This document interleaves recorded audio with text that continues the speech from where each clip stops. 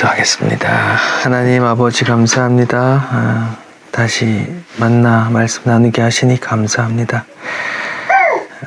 하이델베르크 요리 문답 통해 또 우리 말씀 속에서 주님을 또 하나님을 또 사모하게 도와주십시오. 예수님 이름으로 기도드립니다. 아멘. 자, 오늘은 120문입니다. 계속 10계명 하고 있고요. 제 9계명 거짓 증거에 관한 얘기입니다.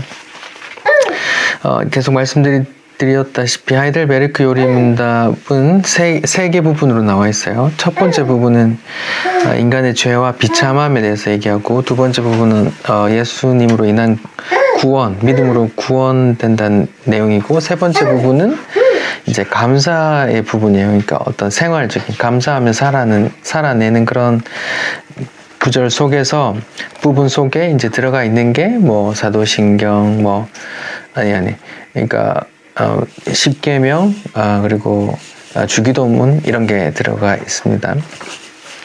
10계명에 9계명 제가 120문을 읽을 테니까 답을 좀 읽어주세요.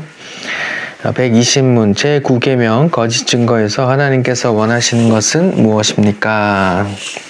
내가 어느 누구에게도 거짓 증언을 하지 않고 뒤에서 헐뜯거나 중상하지 않으며 어떤 사람의 말을 들어보지도 않고 성급히 정죄하지 않으며 다른 사람이 성급히 정죄하는 데에도 참여하지 않기를 원하십니다.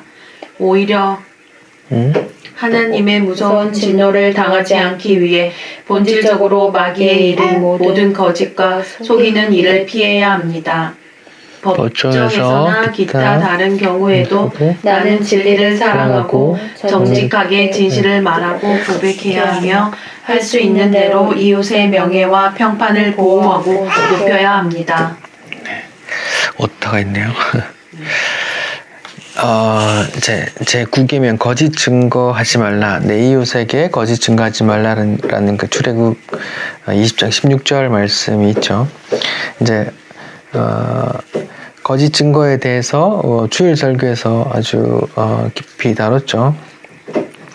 여기서 내 이웃이라고 하면 주의 말씀을 나는 예수의 피를 바르고 함께 구원 얻은 그런 관계들을 이웃이라고 말하고, 이웃 사이에서 이웃 거짓 증거하지 말라는 말은 하나님의 백성과 하나님의 공동체 속에서 거짓은 이제 어울리지 않는다는 것인데, 안타깝게도 우리는 늘 이제 말씀 속에서 거짓말 하는 자로 이렇게 드러나죠. 하이델베르크 요리 문답도 그런 걸 이제 전제로 해서 이런 거 하지 맙시다, 이런 거 하지 말아야 되지 않겠어요 하면서 이렇게 답을 썼어요. 제가 답을 한번 다시 읽어보면, 내가 어느 누구에도 거짓 증언을 하지 않고 뒤에서 헐뜯거나 중상하지 않으며, 사실은 이제 뒤에서 헐뜯거나 중상 뭐 이렇게 좀 모질게 이렇게 막 악의적으로 하진 않아도 우리가 이제 살면서 이제 우리 죄악된 마음으로 계속 이제 늘상 이제 일상 중에 일어나는 이제 이게 그건지 이게 나쁜 일 뭐 이런 이제 깊이의 차이가 있겠지만 늘 이제 가볍든 이제 뭐 악의적이지 않든 아무튼 좀 그런 경향이 있죠. 헐뜯거나 중상하지 않으며 어떤 사람의 말을 이제 들어보지도 않고 성급히 정죄 이제 하는 경향이 이제 우리 속에는 있기 때문에 이제 이렇게 합시다 하고 이제 써놓은 겁니다.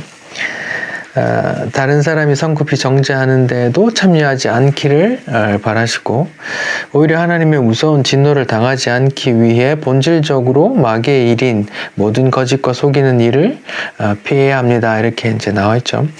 피해야 합니다라는 말 전체 속에서 이제 또 우리가 늘 그 안에 그런 존재들이라는 걸 이제 전제하고 있죠. 이게 뭐 세상 공동체든 뭐 교회 아니든 다 있어요. 제가 옛날에 교회 다닐 때도 이제 여집사님들, 권사님들 모임에서 항상 이제 이런저런 말이 나와서 또 이렇게 이제 교회에서 이런저런 소문이 또 나오고 막 또 이렇게 안 좋은 얼굴 붉히고 이런 일이 이제 파다하게 많았죠. 인간의 본성인 것 같아요.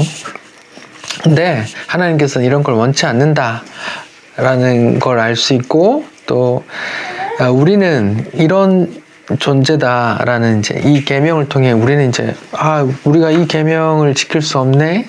하나님께서 하나님 나라에 어울리는 내 백성은 이 정도는 해야지 하고 주셨는데 그 거짓말하지 말라, 거짓 증거하지 말라는 말씀을 보면서 우리는 이렇네 하고 이제 그렇게 보는 겁니다. 근데 이제 하나님은 그런 걸 원치 않는다는 걸 이제 말씀하는 거죠. 법정에서나 기타 다른 경우에서도 나는 진리를 사랑하고 정직하게 진실을 말하고 고백해야 하며 할 수 있는 대로 이웃의 명예와 평판을 보호하고 높여야 됩니다. 아주 이제 좀 바른 이야기죠. 뭐 도덕적이고 교훈적인 그런 말씀들을 하고 있어요. 이렇게 되면 참 좋겠습니다. 근데 우리는 죄인이기 때문에 또 연약하기 때문에 그렇게 해요. 사실은 이제 법정에서 이제 증언을 하는 자리에서도 예를 들어서 이제 내 가족에 대한 증거 아니면 내 사랑하는 사람 혹은 뭔가 이제 이해관계가 걸려 있으면 이게 이제 그 사람을 위해서 보호하기 위해서라도 이제 이렇게 바로 증거하기가 어려워요. 모두가 그래요. 여러분들은 어떠세요? 그런 증거를 어떻게 법정에서 거짓 증인으로 어떠세요? 법정에 안 가고 싶어요. 뭐 그런 이제 그런 전제 자체가 맞지 않지만 예를 들어서 내 딸이 내 아들이 예를 들어서 진짜 살인을 했다, 뭐 도둑을 햇질을 했다, 그러면 이제 내가 같이 있었던 사람으로서 그렇게 증언할 수 있느냐? 이건 참 고민해볼 문제죠. 근데 우린 연약하기 때문에 어려워요. 또 자기를 위하여, 또 자기 이익을 위하여 또 너 그 얘기하면 죽여버릴 거야 하면서 만약에 조직폭력배라든지 이런 협박을 받으면 내 아들, 내 사랑하는 가족들이 생각하면서 이렇게 눈 질긋 감고 이렇게 모르겠습니다 할 수 있잖아요. 근데 우리는, 죄인들은 그래요. 우린 그런 연약한 사람이란 말이죠. 근데 이제 하나님께서는 그런 이제 모든 거짓들을 하나님과는 어울리지 않죠. 결론적으로는 이제 하나님의 백성들은 모든 거짓을 이제 미워하게 되고 될 수 있으면 그렇지 않길 원하고 내가 혹시 그런 일을 정했다 뭐 거짓 증언 뭐까지 했더라도 이제 나중에 막 이렇게 괴롭게 되죠. 네, 하나님의 말씀으로 인해서 이렇게 책망받게 되는 거죠. 성도는 그렇죠. 거짓에 대한 하나님의 말씀들 좀 보죠. 출애굽기 23장에 이제 거짓에 대한 부분이 있는데 요 전체적인 뉘앙스를 좀 느껴보세요. 출애굽기 23장 1절부터 7절이요. 너는 거짓된 풍설, 거짓 이제 이야기를 퍼뜨리지 말고 악인과 연합하여 위증하는 증인이 되지 말고 다수를 따라 악을 행하지 말고 그게 만약에 다수를 할지라도 다수를 위해서 거짓말을 말하지 말고 송사의 다수를 따라 부당한 혹시 그게 많은 사람이 그걸 더 원한다 할지라도 부당한 증언, 거짓 증언이라면 하지 말라는 거죠. 가난한 자의 송사라고 해서 편벽되이 두둔하지 말고 만일 네 원수진 사람이 있는데 그 사람의 길 잃은 소나 나귀를 보거든 반드시 그 사람에게 돌릴지며 이런 표현이 있어요. 여기 좀 재미있는 부분이에요. 출애굽기 23장 4절 네가 만일 원수의 길 잃은 소나 나귀를 보거든 반드시 그 사람에게 돌릴지며 이렇게 돼 있어요. 나하고 원수진 사람이 있어. 근데 그 사람의 소와 개가 그 사람의 소중한 재산이 이제 그 집을 나와서 막 헤매고 있는 걸 보면 그냥 모른 척 하고 싶잖아. 아니면 내가 그냥 몰래 끌고 가서 뭐 잡아서 먹고 싶기도 하고 아니면 내가 외면하고 싶기도 하고 그러고 싶은데 반드시 그 사람에게 돌려보내라는 거야. 그러니까 이것도 거짓 증거라는 거지. 만일 네가 미워하는 자의 나귀가 짐을 싣고 가다가 엎드러짐을 보거든 그냥 버려두지 말고 네가 와서 그걸 도와서 다시 일으켜서 짐을 다시 읽어주라는 말이야. 이것도 지금 거짓 증거하지 말라는 말씀 속에 같이 붙어 있다고. 왜요? 우리는 그런 사람이니까. 우리 거짓말을 왜 해요? 내 이익을 위해서 하잖아요. 내 원수인데 내가 왜 도와줘? 내 원수인데 그냥 외면하고 싶잖아요. 근데 그것도 이웃의 그것도 이제 말하자면 거짓 증거하는 것과 같이 그냥 네 이익을 위한 거야 이런 말이죠. 너는 가난한 자의 송사라고 정의를 굳게 하지 말며 거짓 일을 멀리하며 무지한 자와 의로운 자를 죽이지 말라. 나는 악인을 의롭다 하지 않겠다. 하나님께서 이제 원치 않겠다. 하나님께서 이제 원치 않는다 이 말이죠. 나는 악인을 의롭다 하지 않겠다 하는 거죠. 악인은 이제 하나님께 심판받으니까. 아무튼 하나님께서는 이제 거짓 증언, 자기를 위해, 자기 유익을 위해 그런 이제 거짓이나 외면이나 이런 것조차도 다 이제 싫어하신다는 거죠. 왜? 하나님의 은혜 속에 거하는 공동체이기 때문에 그런 거예요. 레위기 6장을 보죠. 여호와께서 모세에게 말씀하여 이르시되 누구든지 여호와께 신실하지 못하며 범죄하되 이웃이 맡긴 물건 혹은 전당물을 이제 속이거나 도둑질하거나 착취하고도 사실을 부인하거나 이것도 이제 말하자면 도둑질이라고도 할 수 있고 거짓말이라고도 할 수 있어요. 맡겼는데 난 모르겠는데 뭐 기억 안 나는데 이렇게 하는 거죠. 왜 해요? 내 이익을 위해서 하는 거잖아요. 사실은 이제 도둑질이나 뭐 탐심 이런 게 다 연결돼 있어요. 뭘 위해서? 내 유익을 나를 위해서라고 연결돼 있는 거죠. 남의 잃은 물건을 줍고도 이제 그 사실을 부인하는 거. 난 안 주었는데 이렇게 이제 말하는 것도 이제 하나님께서 원치 않는 일인 거죠. 사실을 부인하여 거짓 맹세하는 사람이 이 모든 일 중에 하나라도 범하면 이 죄를 범하였고 죄가 있는 자니 그는 훔친 것이나 착취한 것이나 맡은 것이나 잃은 물건을 주운 것이나 모든 것을 돌려보내 주고 본래 물건의 5분의 1을 더 해주라. 이제 네가 잘못했어 하면서 이제 더 해줘. 그 죄가 드러난 날에 임자에게 줄 것이고 이제 그 돌려주기만 해서 끝난 게 아니라 어떻게 하라 그래요? 제사장에게 갖고 와서 속건 죄를 지내라. 하나님 앞에 범죄했단 말이야. 이렇게 말하는 거예요. 하나님 앞에 범죄했으니까 양 갖고 와서 하나님께 사함을 받아야 돼. 이렇게 말하는 거예요. 하나님께서 원치 않는다. 하는 거예요. 근데 이 생재물을 보고 내 용서해 준다. 이렇게 용서해 줄게 하시는 거예요. 레위기 19장 11절 너희는 도둑질하지 말며 속이지 말고 서로 거짓말하지 말며 너희는 내 이름으로 거짓 맹세함으로 내 하나님의 이름을 욕되게 하지 말라. 나는 여호와니라. 이렇게 말씀하고 있어요. 도둑질, 속임, 거짓말, 또 내 이름으로 거짓 맹세하지 마. 이렇게 말하는 거예요. 유대 사회에서 이제 내 이름으로 맹세한다는 말, 하나님 이름으로 맹세한다는 말은 이렇게 가장 크게 맹세하는 거란 말이죠. 그렇게 하지 말라는 말이에요. 거짓 맹세를.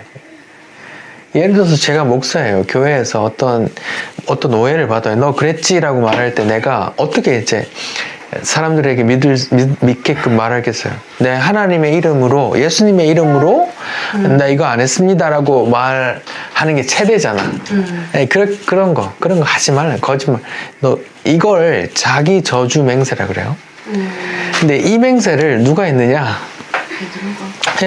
베드로가 했다는 거예요. 베드로가 이제 3번 물을 때 처음에는 그냥 부인하고 두 번째는 맹세하여 부인하고 세 번째는 저주하여 맹세했다는 말을 하잖아요. 그게 무슨 말이냐면 이 레위기 증서예요. 이게 어떤 의미냐면 이런 의미예요. 베드로가 이제 어떤 여자가 제사장의 하인이 베드로에게 너도 예수님 제자잖아 이렇게 말했을 때 난 맹세컨대 저주하면서 이제 부인했다가 말을 이런 의미예요. 내가 만일 예수님을 따르던 자였으면 하나님께서 내게 저주를 내리시길 원한다 이런 말이에요. 그러니까 베드로는 자기가 도망갈 수 있는 최대의 어떤 보증을 잡은 거야. 그런 거 하지 말라는 거예요. 근데 이게 하나님께서 싫어하시는 거라는 거예요. 그냥 잘못했다 하고 보세요. 제가 만약에 목사인데 교회에서 어떤 오해를 받아서 그렇게 하나님의 이름 걸면서 거짓말을 하면 사람들 앞에서는 이제 도망갈 수는 있어요. 근데 하나님 앞에 이제 하나님의 이름을 거짓되게 팔았으니까 하나님한테 혼나겠죠. 그런 걸 이제 해서는 안 되겠죠. 하나님께서 더 화내실 일이란 말이죠. 근데 우리는 모두 다 그럴 수 있는 연약한 존재들이죠. 레위기 19장 16절 너는 네 백성들 중에 돌아다니며 사람을 비방하지 말고 네 이웃의 피를 흘려 이익을 도모하지 말라. 나는 여호와라. 보세요. 그 백성들 중에 서로 비방하고 이웃의 피를 흘려 이익을 도모하는 게 하나님과 무슨 상관인데 이거 하지마 나는 여호와 이런 말을 할까요? 내가 너를 구원했는데 너는 이렇게 내가 지배하는 내 백성에게 난 용납할 수 없다 이런 의미거든요. 사람이 거짓말하고 뭐 이익 좀 취하고 하는 게 하나님하고 무슨 상관이냐 이럴 수 있잖아요. 근데 하나님의 백성은 곧 하나님의 소유들인데 하나님께서 용납하지 않겠다는 거죠. 이거 하지마 나는 여호와야. 이 문맥이 안 맞잖아요. 근데 이게 그런 의미라고요. 감히 내가 내 능력으로 출애굽한 어린 양의 피를 바르고 구원해낸 감히 내 소유던 내 백성 사이에서 이 짓을 해? 내가 가만 안 둔다라고 그런 의미죠.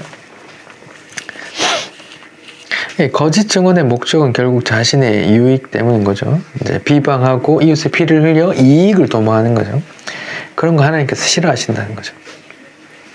신명기서에서 말씀을 보죠. 신명기 19장 15절 사람의 모든 악에 관하여 또한 모든 죄에 관하여 한 증인으로만 정할 게 아니고 두 증인으로 입으로나 세 증인의 입으로 그 사건을 확정해. 이제 재판할 때 유대 사회에서 두 사람 이상의 증인이 같은 증언이 있어야 이제 전하죠.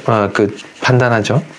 이걸 할 때도 이제 예수님 십자가 이제 본디오 빌라도 앞에서 이제 제사장이 거짓 증인을 둘 이상 세웠단 말이죠. 이 사람이 거짓말하고 성전을 헐어서 바로 3일 만에 세운다고 한 사람입니다 하면서 이제 그렇게 거짓 증언을 세웠어요. 그러니까 이런 유대법 때문에 그랬던 거죠. 만약 위증하는 자가 있어 어떤 사람이 악을 행하였다고 말하면 그 논쟁하는 쌍방이 같이 하나님 앞에 나아가 당시 제사장과 재판장 앞에 설 것이요 재판장은 면밀히 조사하여 그 증인이 거짓 증거하여 그 형제를 거짓으로 모함한 것이 판명되면 어떻게 하라는 거예요? 그가 그의 형제에게 하려고 꾀한 그대로 그에게 행하여 너희 중에 악을 제하라 이렇게 하려고 한 대로 그대로 해줘라. 예를 들어서 이 사람 거짓 증거해서 이 사람을 감옥에 넣고 이 사람의 재산을 뺏으려고 했다고 하면 대신 그 사람 집어넣고 그 사람 재산을 취하라든지 그 가족을 종으로 만들려고 했다고 하면 좀 그렇게 대신 해주라는. 그래서 이거는 너희 중에 있어서는 안 돼. 이러지 마. 이런 거 해서 너희 중에 이런 걸 제해야 돼. 이렇게 하는 말이에요. 내가 구원한 내 백성 속에 이건 어울리지 않아. 내가 용납할 수 없어. 라고 말하는 거란 말이죠. 잠언 말씀을 볼게요. 잠언 12장 22절 거짓 입술은 여호와께 미움 받아도 진실하게 행하는 자는 그의 기뻐하심을 받느니라. 하나님의 마음은 이런 거란 말이죠. 하나님은 거룩하고 진실되기 때문에 거짓하고 좀 공존할 수 없는 분이셔. 하나님은 진리 이 분이기 때문에 내 너희 구원하겠다 하고 거짓말 하시는 분이 아니란 말이죠. 그렇죠. 민수기 24장에 이제 발락 왕이 발람 선지자에게 이스라엘을 저주해 줘 이런 부탁을 하거든요. 근데 발람이 이방 선지자인데 하나님의 백성을 저주하려고 이렇게 하다 보니까 하나님께서 임하셔가지고 너는 이 백성을 축복해라고 명령하니까 이방 선지자 말하자면 무당 같은 사람인데 그 사람을 이제 하나님의 백성을 저주할 수 없습니다. 하나님께서 축복하십니다. 이렇게 하면서 바른 얘기를 했단 말이에요. 그때 하는 말이 하나님은 사람이 아니시라 거짓말을 하지 않으시며 자기가 한다고 한 말을 어떻게 지키지 않겠느냐 뭐 이런 말씀을 한단 말이죠. 하나님은 이제 거짓말과 공존할 수 없는 분이죠. 하나님은 죄와도 공존할 수 없는 분이시고 이제 뭐 그런 거죠. 이 거짓말에 이제 주일 설교 때도 말씀드렸지만 거짓 증거의 가장 끝판왕은 뭐가 거짓 증거를 했어요. 그러니까 예수 말고 다른 구원이 있다 이런 말이 이제 거짓말의 끝판왕인 거예요. 그러면 이제 다 이제 하나님께서 심판하시는 거죠. 그러니까 거짓 증언이 다 하나님께서 거짓을 왜 싫어할까요? 그냥 너희 유익을 탐하는 것만에 끝나는 게 아니야. 하나님께서 진리를 전하는데 진리는 이렇게 똑바로 전해져야 되는데 거짓말하면 이게 하나님의 뜻이 이렇게 전달이 안 되는 거야. 왜 이렇게 사람 이렇게 가족 오락관 하면 이렇게 뒤에 이렇게 귀 막고 이렇게 얘기하면 뭐 처음에는 개구리 하다가 뒤에는 뭐 멍멍 강아지 이렇게 되잖아요. 이게 하나님 이걸 싫어하셔. 자기 뜻이 이렇게 바로 증거되기를 원하시는 거예요. 그 뜻이 뭔데요? 아들을 통한 구원이거든요. 다른 얘기가 다 거짓 증거가 되는 거죠.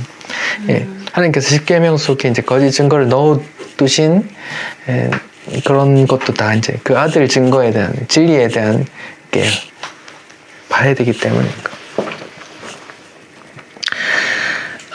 이제 하나님은 거짓을 기뻐하지 이제 잠언서 19장 5절을 더 보면 거짓 증인은 벌을 면치 못할 것이고 거짓말하는 자도 피하지 못하리라. 이제 결국은 이제 진리가 아닌 거짓을 전하는 걸 말하는 거예요. 그럼 심판받는 거죠. 이렇게 이런 걸 볼 때 이제 하나님은 거짓을 기뻐하지 않고 거짓과 공존할 수 없다. 그리고 하나님의 백성이라고 하는 사람들에게도 거짓이 이제 어울리지 않게 된다는 걸 이제 말씀을 가까이 하면 할수록 이제 당연히 우리가 이제 알게 되죠. 이 거짓을 하나님께서 싫어하신다는 걸 우리가 다 이제 알게 돼요. 그냥 뭐 할 수 없이 막 목에 칼이 들어올 때 우리가 두려움으로 이렇게 할 수 있을지언정 우리 영혼은 그렇게 된단 말이죠. 베드로도 그랬단 말이죠. 이제 죽을 것 같으니까 내가 만약에 이 사람의 제자면 하나님께서 내게 저주하길 원한다 하면서 이제 자기 저주 맹세를 하면서 자기 살려고 나갔잖아요. 근데 예수님은 그까지 다 알고 이제 품어주시는 거죠.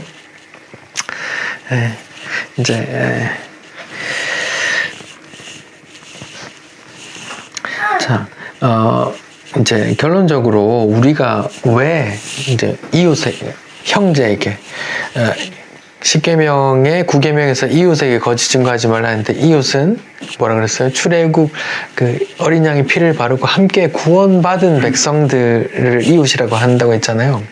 그들에게 왜 우리가 거짓말을 해서는 안 되냐 하면 이제 결론적으로 에베소서 4장 25절인데 그런즉 거짓을 버리고 각각 이웃과 더불어 참된 것을 말하라.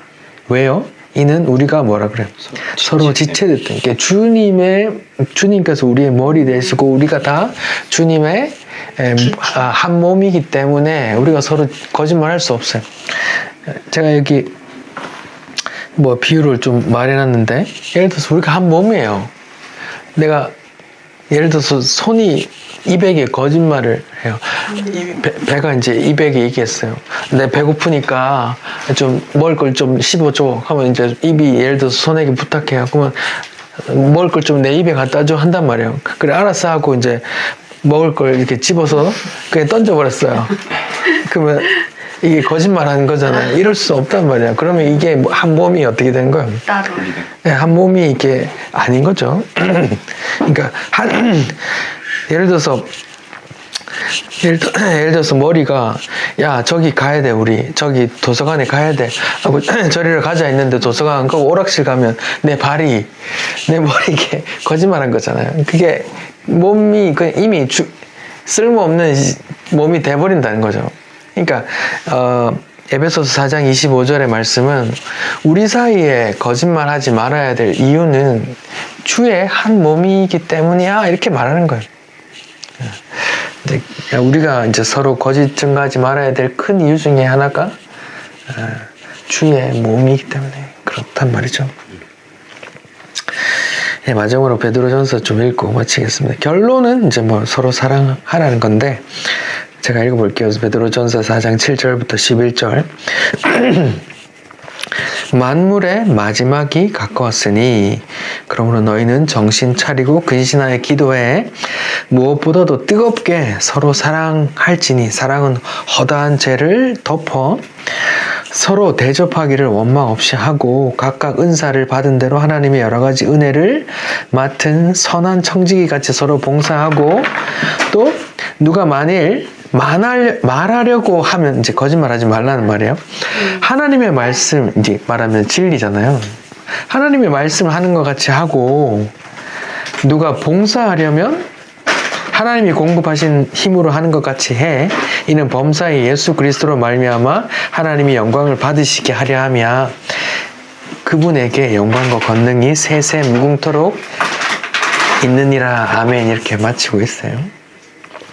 예, 저희도 이 예수 그리스도를 주인으로 구원자로 우리의 머리로 고백하는 우리 모임 중에 그들 사이에 거짓 증거가 없기를 바랍니다.